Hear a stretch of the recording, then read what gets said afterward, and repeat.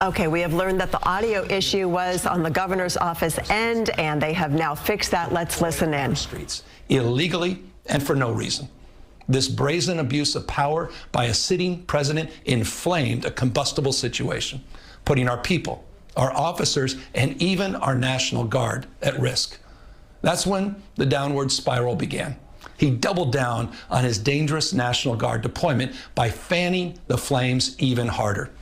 And the president, he did it on purpose. As the news spread throughout LA, anxiety for family and friends ramped up. Protests started again. By night, several dozen lawbreakers became violent and destructive. They vandalized property. They tried to assault police officers. Many of you have seen the video clips of cars burning on cable news. If you incite violence, I want to be clear about this. If you incite violence or destroy our communities, you're going to be held to account. That kind of criminal behavior will not be tolerated, full stop. Already more than 220 people have been arrested, and we're reviewing tapes to build additional cases, and people will be prosecuted to the fullest extent of the law. Again, thanks to our law enforcement officers and the majority of Angelenos who protested peacefully, the situation was winding down and was concentrated in just a few square blocks downtown. With that, that's not what Donald Trump wanted. He again chose escalation. He chose more force. He chose theatrics over public safety. He federalized another 2,000 Guard members. He deployed more than 700 active U.S. Marines. These are the men and women trained for foreign combat, not domestic law enforcement. We honor their service. We honor their bravery. But we do not want our streets militarized by our own armed forces. Not in LA, not in California, not anywhere. We're seeing unmarked cars in school parking lots, kids afraid of attending their own graduation. Trump is pulling a military dragnet all across Los Angeles, well beyond his stated intent to just go after violent and serious criminals. His agents are arresting dishwashers, gardeners, day laborers, and seamstresses. That's just weakness masquerading as strength. Donald Trump's government isn't protecting our communities. They're traumatizing our communities. And that seems to be the entire point. California will keep fighting. We'll keep fighting on behalf of our people, all of our people, including in the courts.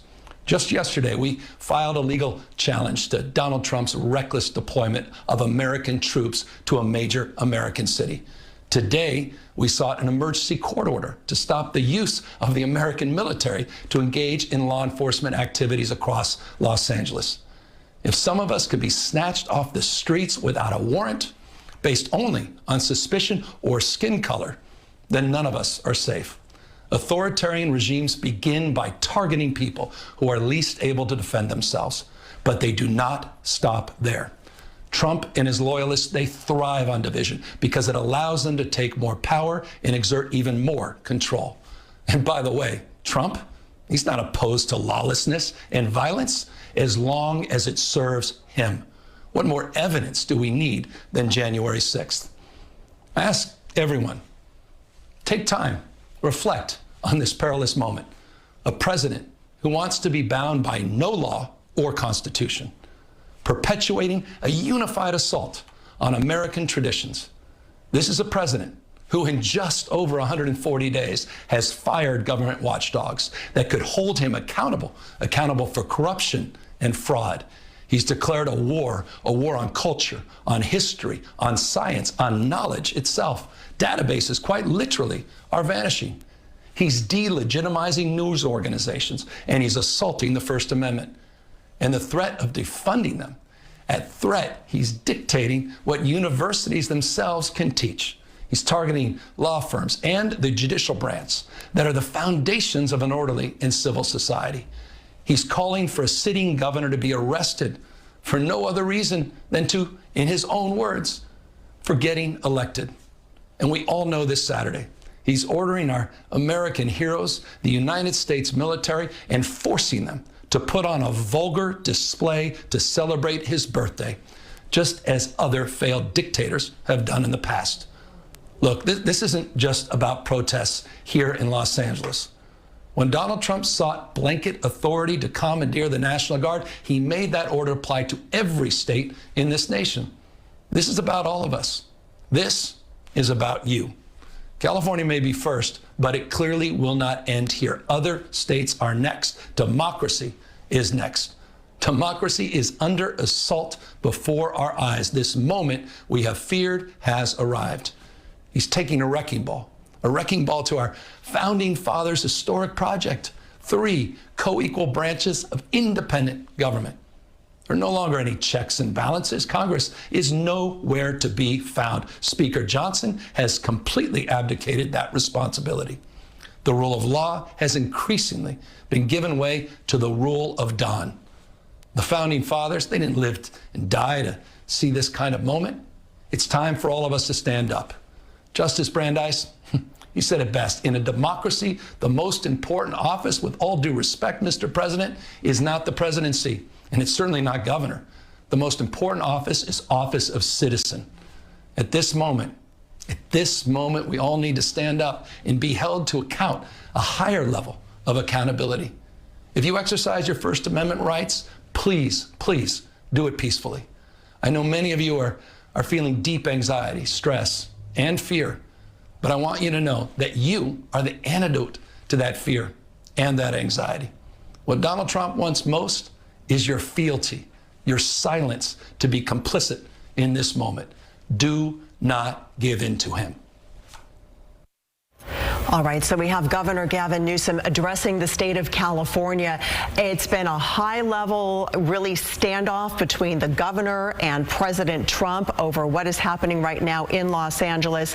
The governor telling the people of California that democracy itself is under assault, so really kind of taking it to a high-level look at what's at stake with all of this, blaming the president for the violence escalating, saying the situation was winding down until the president sent in the National Guard. Yeah, so he also mentioned that lawbreakers, as he called them, protesters who have been inciting that violence will be held accountable. He did mention that at least 220 people have been arrested and that they're building tapes, they're building cases against other people who potentially are involved in any violence or protest or rioting that's happening right there. And again, he talked about the use of the military here.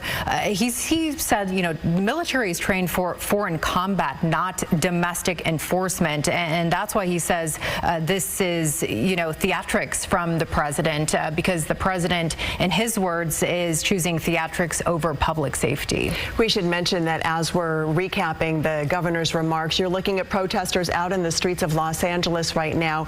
And we're about an hour and 15 minutes from a curfew taking effect in downtown Los Angeles, covering a 1 square mile area, the area where most of the protests have been centered. What we've seen and heard from the governor underscores just the stark difference, the way the two sides are portraying this right now. So the governor, again, blaming the president for the violence escalating, the president saying that he needed to send in the National Guard and the Marines to bring law and order to the city, and he has compared the protests to a foreign invasion. He has used words like saying that he was saving Los Angeles. So again, you contrast that with what we just heard from the governor, and you can see this is just a really high stakes battle happening right now.